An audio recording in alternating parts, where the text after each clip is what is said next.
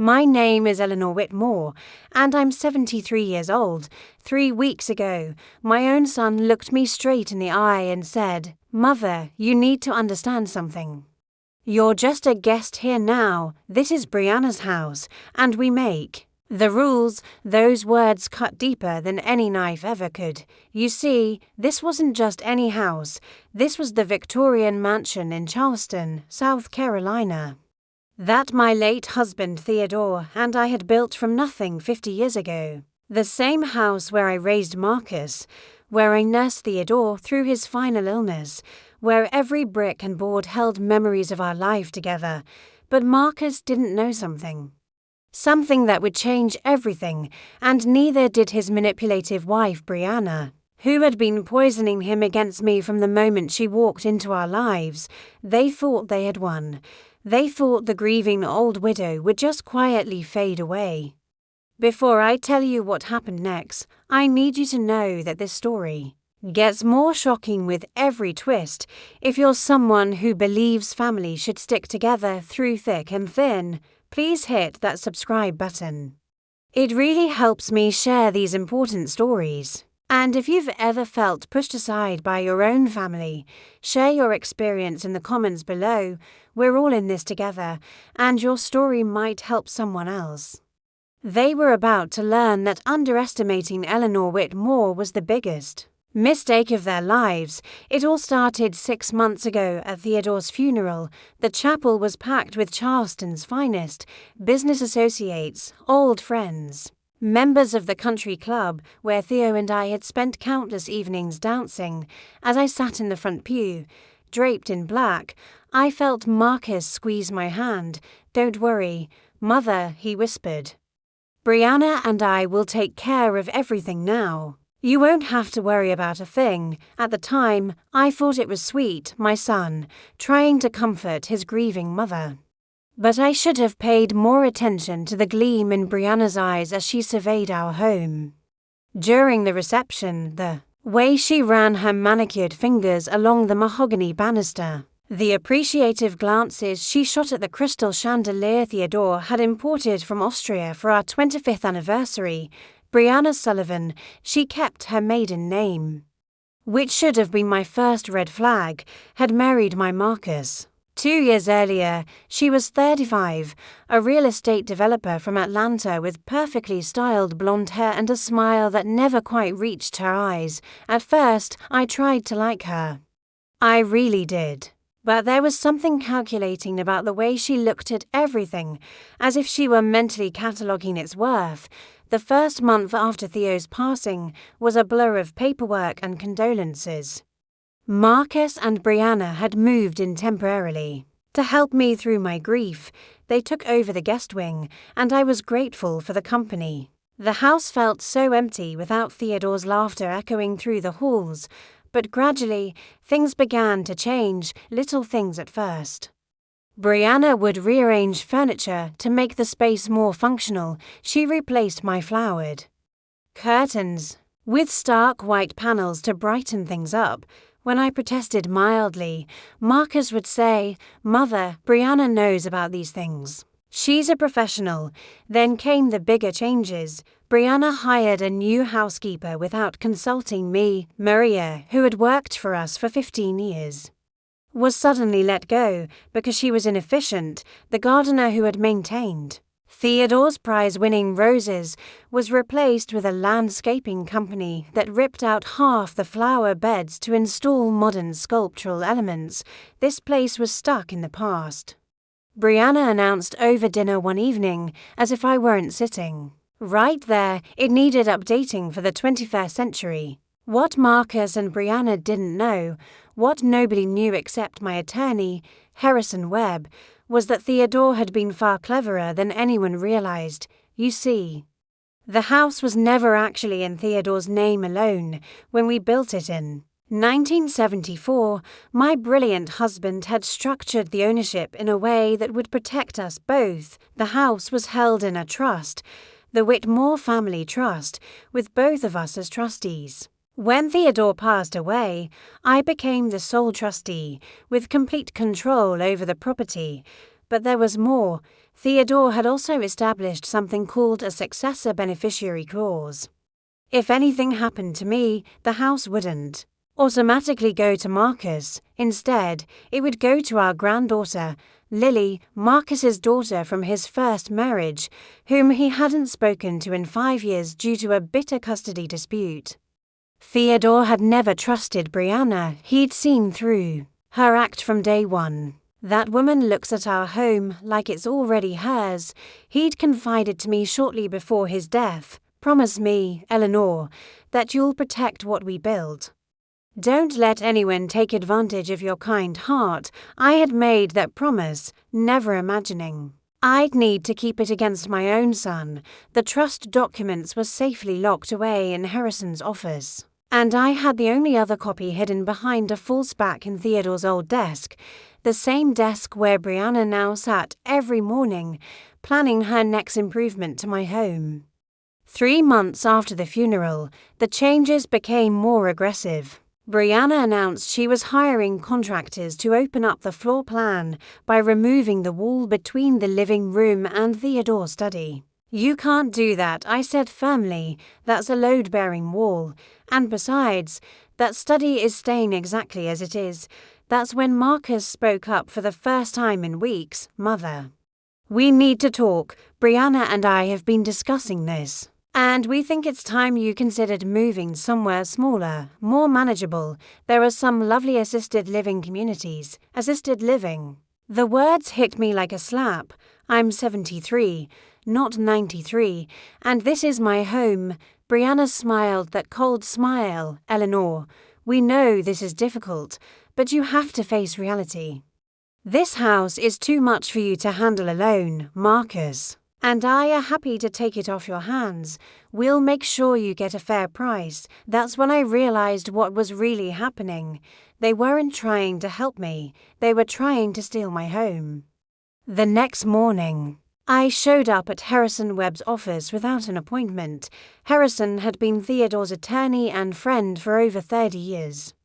A distinguished gentleman with silver hair and the kind of old-school Southern manners that made you feel like you were talking to your grandfather. "Eleanor," he said, rising from behind his massive oak desk, "what brings you here looking so troubled?"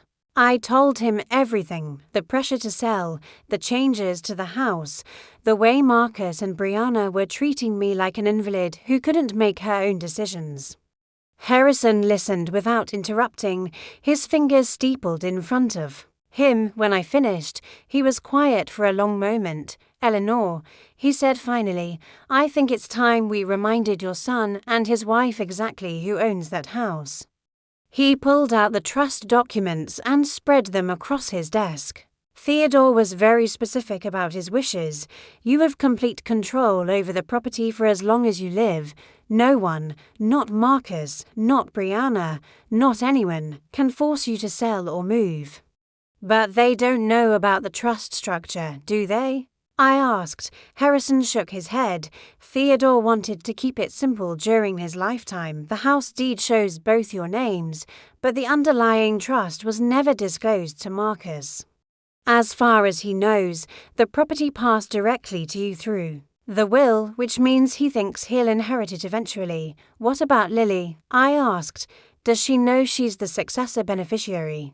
"No, Theodore wanted to wait until she was older and more mature. She's 22 now, isn't she? Graduated from college." I nodded. Lily had grown into a beautiful, intelligent young woman despite her father's abandonment. She worked as a nurse in Savannah and had stayed in touch with me over the years, though Marcus had forbidden her from visiting. "What do you suggest I do?" I asked. Harrison smiled, not the cold, calculating smile I'd grown used to from Brianna, but a warm, genuine expression. "I suggest we set a trap." The plan Harrison and I devised was beautifully simple. We would create a fake document, a recently discovered codicil to Theodore's will that supposedly left the house to a medical charity.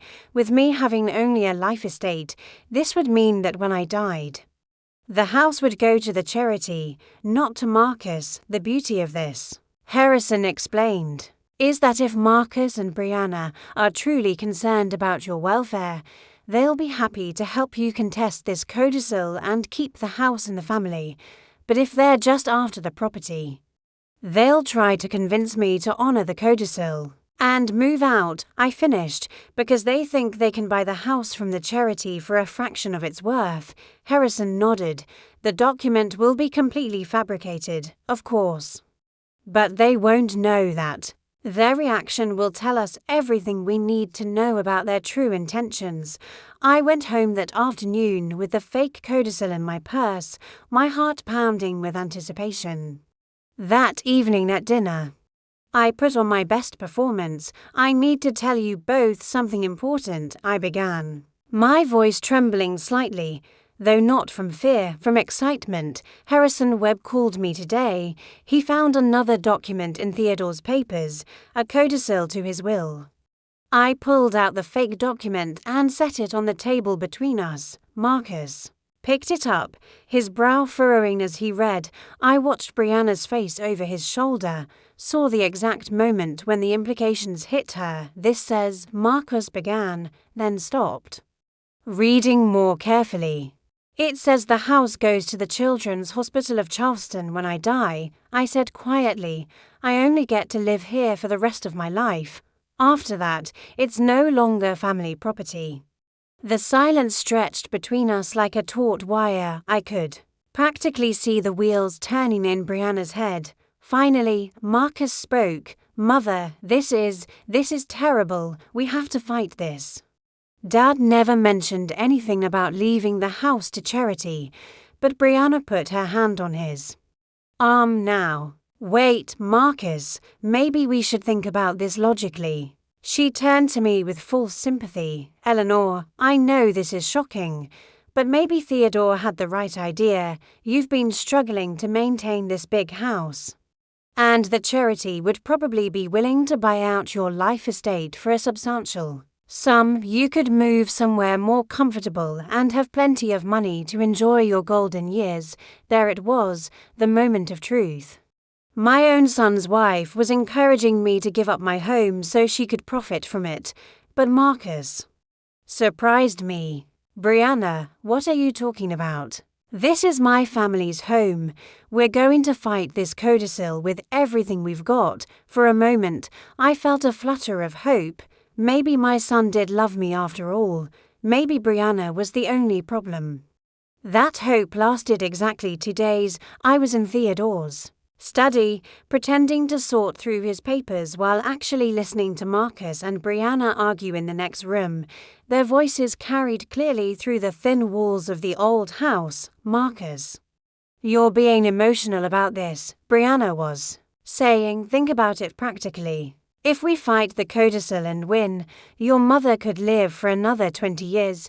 That's 20 more years of maintaining this money pit. 20 years of dealing with her interference in our plans for the house. She's my mother, Brianna, and I'm your wife. Which relationship is more important to you? There was a long pause, and I held my breath. What exactly are you suggesting? Marcus asked finally. I'm suggesting we convince her that fighting the codicil isn't worth the stress and expense. We help her see that moving to a nice retirement community is the best option for everyone. The charity pays her a fair sum for the life estate. She gets to live comfortably without the burden of this house, and when the charity eventually decides the house is too expensive to maintain, we'll be in a perfect position to buy it from them at a reduced price. You've really thought this through, haven't you? Someone has to think practically in this family. Your mother is old, Marcus. She's not thinking clearly. Sometimes adult children have to make difficult decisions for their parents' own good. My hands shook as I realized what I was hearing. My son was actually considering betraying me for money and his wife's ambitions, but the worst was yet to come. There's something else, Brianna continued. I've been doing some research into your mother's finances. Did you know she's been sending money to Lily? $500 a month for the past 2 years. What? That's impossible. Mother told me she cut all contact with Lily after the custody hearing. Well, she lied. I found the bank statements in her desk. She's been supporting the daughter, who chose to live with her mother instead of you, the daughter who testified against you in court. The silence that followed was deafening. When Marcus finally spoke, his voice was cold in a way I'd never heard before. I see, so my mother has been lying to me while giving away money that should be preserving the family estate. Exactly, and that's not all. I also found evidence that she's been meeting with Lily regularly. They had lunch together just last month at that cafe on King Street. It was true, I had been supporting Lily and meeting with her. She was my granddaughter. And the custody dispute had been Marcus's fault entirely. He'd been so focused on his new marriage to Brianna that he'd neglected Lily completely. But I'd kept it secret because I knew it would cause problems. Now the secret was being weaponized against me. You know what this means, don't you? Brianna continued. She's planning to leave everything to Lily instead of you. First the monthly payments, then the secret meetings. She's turning your own daughter against you while pretending to be the loving grandmother. I trusted her, Marcus said, and I could hear the hurt and anger in his voice. I thought she was just a lonely old woman who needed our help. But she's been manipulating me this whole time. That afternoon, Marcus confronted me, but it wasn't the son I'd raised who walked into the study. It was a stranger with Brianna's words coming out of his mouth. Mother, we need to talk about your relationship with Lily. I looked up from Theodore's papers, my heart sinking. What about Lily? Don't lie to me anymore. I know about the money. I know about the secret meetings. How long have you been planning to cut me out of my inheritance, Marcus? It's not what you think. It's exactly what I think. His voice rose to a shout. You've been playing the part of the grieving widow while plotting behind my back with the daughter who chose her mother over me. Well, I have news for you, Mother. You're not in charge here anymore. That's when he said the words that would change everything between us. You need to understand something. You're just a guest here now. This is Brianna's house, and we make the rules. If you want to keep living under our roof, you'll stop the payments to Lily, and you'll sign whatever papers we put in front of you regarding the house. Otherwise, you can find somewhere else to live. I stared at my son, this man I'd raised, loved, sacrificed for, and saw a stranger looking back at me. Brianna had won. She'd turned my own child against me so completely that he was willing to throw me out of my own home. I understand, I said quietly. I understand perfectly. But what Marcus didn't understand was that his words had just triggered the second phase of my plan. 2 days later, I called Marcus and Brianna into the living room. I've made my decision about the house, I announced. I want to meet with Harrison Webb tomorrow morning to discuss accepting the charity's offer for my life estate. Brianna tried to hide her triumphant smile. I think that's very wise, Eleanor. This house is too much responsibility for someone your age. I agree, I said calmly, but I have one condition. I want Lily to be there for the meeting. Whatever happens with this house, she deserves to know about it. She's family. Marcus's face darkened. Absolutely not. Lily has no place in family business anymore. Then neither do I said firmly. If my granddaughter can't be there, then I'm not signing anything. It took another day of arguing, but eventually they agreed. I think Brianna saw it as an opportunity to humiliate Lily, to show her that she had no claim on the family fortune. They had no idea what was waiting for them in Harrison's office. The meeting was scheduled for 10 a.m. on a Thursday morning. I arrived early with Lily, who had driven up from Savannah the night before. She was as beautiful as ever, 22 years old with Theodore's intelligent eyes and my stubborn chin. She wore a simple blue dress and carried herself with the quiet dignity I'd tried to instill in her since childhood. Grandma Eleanor, she said, squeezing my hand as we sat in Harrison's waiting room, are you sure about this? I don't need anything from Grandpa's estate. I just want you to be happy. Trust me, darling, I said. Everything is going to work out exactly as it should. Marcus and Brianna arrived precisely at 10 a.m. Both dressed like they were attending a board meeting. Brianna wore a sharp black suit that probably cost more than Maria's monthly salary. And Marcus looked uncomfortable in a tie I'd given him for Christmas 2 years ago. Harrison escorted us all into his conference room, a beautiful space with floor-to-ceiling windows overlooking Charleston Harbor. The morning sun streamed through the glass, casting everything in golden light. "Thank you all for coming," Harrison began, settling behind his desk with a stack of folders. "Eleanor has asked me to discuss the disposition of the family home. And I think it's important that everyone understand the full situation." He opened the first folder and pulled out a document. "Let's start with this codicil that was supposedly found among Theodore's papers." Marcus leaned forward. "We're prepared to fight that codicil, Mr. Webb." "My father never intended to leave the house to charity." Harrison smiled. "You're absolutely right, Marcus. Theodore never intended any such thing. In fact, this codicil is completely fabricated. I created it myself as a test." The silence in the room was deafening. I watched the color drain from Brianna's face as the implications hit her. "A test?" Marcus stammered. "What kind of test?" "A test of character," I said, speaking for the first time since we'd sat down. "A test to see whether you were concerned about my welfare or just interested in my property." Harrison pulled out another folder, this one much thicker. "The real truth is this. The house has never been part of Theodore's individual estate. It's been held in the Whitmore Family Trust since 1974. With Theodore and Eleanor as co-trustees.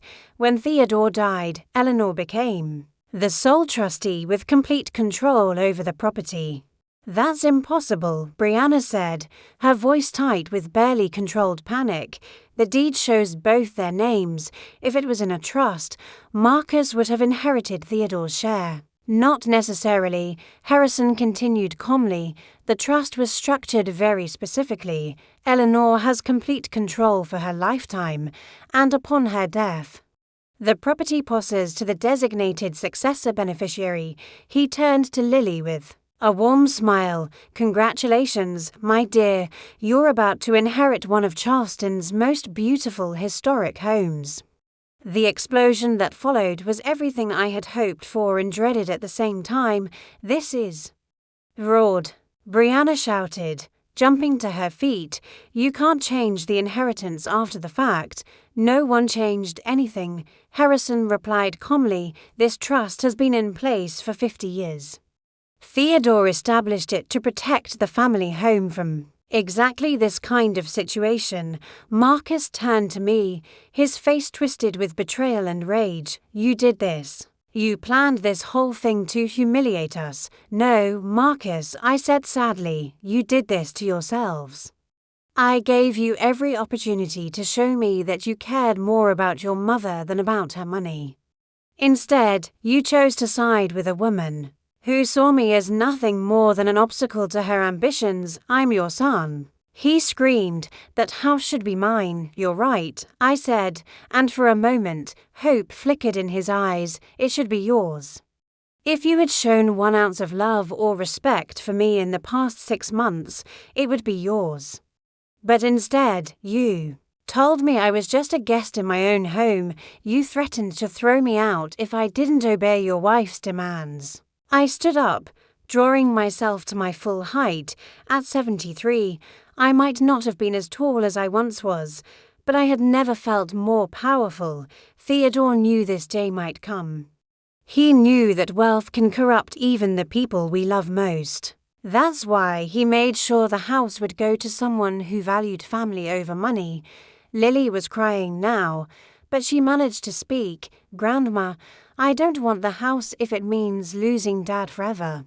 "You're not losing me," I said firmly. But your father needs to decide whether his pride and his wife's greed are more important than his family. I turned back to Marcus. The choice is yours. Son, you can contest the trust.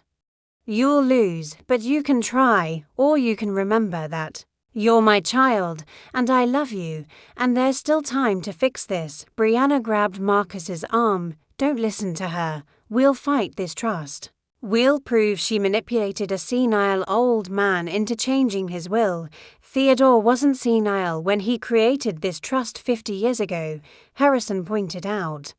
And all the documents are properly notarized and witnessed. But Brianna wasn't done. Fine, if we can't have the house, then Eleanor can figure out how to maintain it on her own.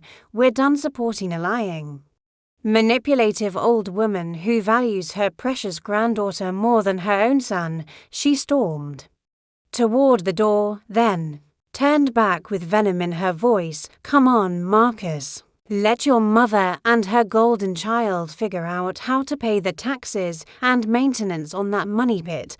Marcus looked between his wife and his family, torn between the woman who had poisoned his mind and the people who had loved him his entire life. Marcus, I said quietly, do you remember when you were 8 years old and you broke Theodore's favorite fishing rod? You were so scared to tell us, but when you finally did, do you remember what we said? His eyes filled with tears. You said that things could be replaced, but trust and honesty were the foundation of family. That's still true, son. Things can be replaced, trust can be rebuilt. But only if both people want it. For a moment, I thought I had reached him. I saw the little boy I had raised, the young man who had held my hand at his father's funeral, the son who had once loved me more than anything in the world. But then Brianna's voice cut through the moment like a knife. Marcus, if you stay here, don't bother coming home. And my son made his choice. He followed his wife out of Harrison's office without another word.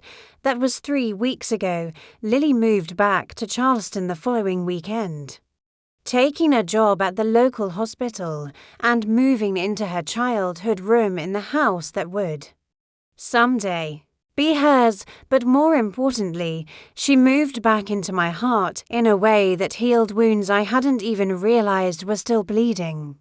We've spent these weeks together doing the things I used to dream about, cooking Theodore's favorite recipes, working in the garden, talking about everything and nothing. She's shown me photos from nursing school, introduced me to her boyfriend, a lovely young doctor named James, and listened patiently to my stories about her grandfather. But the best part has been watching her fall in love with the house the same way I did 50 years ago. She runs her hands along the mahogany banister with reverence, not calculation. She sees the Austrian chandelier as a symbol of love, not a price tag. She understands that this house isn't just property, it's the physical manifestation of a family's dreams and memories. Marcus hasn't contacted me since that day in Harrison's office. I know from mutual friends that he and Brianna have moved to Atlanta, where she started her own real estate development company. Apparently, she's been telling people that I'm a vindictive old woman who manipulated my husband's will to spite my son. Let her talk. I know the truth, and more importantly, so does Lily. Yesterday, something wonderful happened. Lily and I were having lunch on the veranda when a familiar car pulled into the driveway.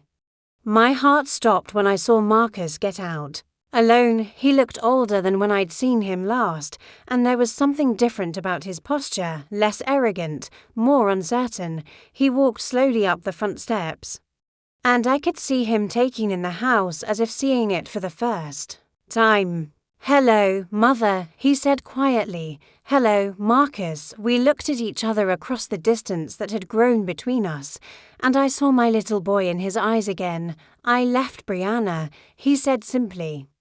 She wasn't the person I thought she was." Lily started to get up, probably to give us privacy, but I motioned for her to stay. "What happened?"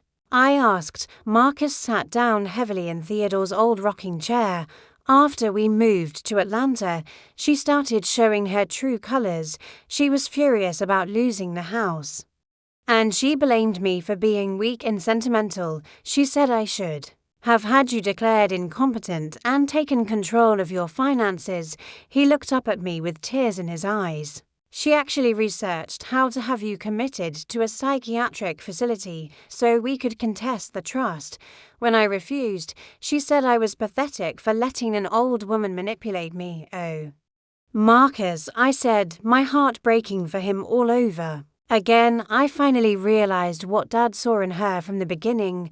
She never loved me. She loved what she thought I could give her, and when that fell through, she turned on me just like she'd turned on you. He wiped his eyes with the back of his hand, looking like the little boy who used to run to me when he'd scraped his knee. I'm sorry, Mother, I'm so sorry. I let her poison me against you. And I said things that I can never take back. I know. I don't deserve your forgiveness. But Marcus, I interrupted gently. Do you remember what I told you in Harrison's office about trust being the foundation of family? He nodded. Well, I also remember what I told you when you broke your father's fishing rod. Do you remember the rest of that conversation? You said that everyone makes mistakes, and the measure of a person isn't whether they fall down, but whether they get back up and try to do better. That's right, and you're here now. Trying to do better, that takes courage. Lily reached over and took her father's hand. Dad, I've missed you so much. I never wanted money or houses or any of that. I just wanted my family back, and that's when my son finally came home. Not to claim an inheritance or to assert his rights, but to rebuild the relationships that truly mattered. We talked for hours that day about Theodore, about the mistakes we'd all made, about the importance of seeing people for who they really are rather than who we want them to be. Marcus apologized to Lily for abandoning her, and she forgave him with the grace that has always made me proud to be her grandmother. As for the house, we've worked out an arrangement that feels right to everyone. The trust will remain as Theodore established it, with Lily as the eventual inheritor, but Marcus is welcome to live here for as long as he wants, and when I'm gone, he and Lily will share the responsibility of maintaining our family's legacy. You know, friends, I started this story angry and hurt, feeling like I'd lost my son to a woman who saw our family as nothing more than a business opportunity. But sometimes the worst betrayals lead us to the most important truths. I learned that my granddaughter has the wisdom and character to be trusted with our family's future. I learned that my son, despite his mistakes, still has the capacity to choose love over greed. And I learned that I'm stronger than I ever imagined. If you found yourself in a similar situation, if someone has tried to make you feel powerless or invisible, remember that you have more strength than you know. Stand up for yourself, protect what matters to you, and never let anyone convince you that you're just a guest in your own life. I'd love to hear your stories in the comments below. Have you ever had to stand up to family members who tried to take advantage of you? How did you handle it? Your experience might help someone else who's facing the same situation. And don't forget to subscribe for more stories about family, justice, and the power of never giving up. The house is quiet now as I write this, but it's a peaceful quiet, not the tense silence of recent months. Lily is in the kitchen making dinner, Theodore's favorite pot roast, and Marcus is out back working on the rose garden, trying to restore the damage that Brianna's landscapers did to his father's prized bushes. Tomorrow, we're going to start planning Lily's wedding. James proposed last week, and they want to have the ceremony here in the garden, surrounded by the roses that Theodore planted and the memories that 3 generations of Whitmores have created in this house. I never thought I'd see the day when my son would walk his daughter down the aisle in our family home. But sometimes the best endings are the ones you never saw coming. Theodore always said that a house is just wood and stone until it's filled with love. Well, our house is full of love again. And that's worth more than any real estate empire Brianna could have built. The Whitmore family legacy isn't about money or property. It's about the strength to forgive, the wisdom to see through deception, and the courage to fight for what truly matters. And that legacy will live on long after the last brick crumbles and the last rose fades.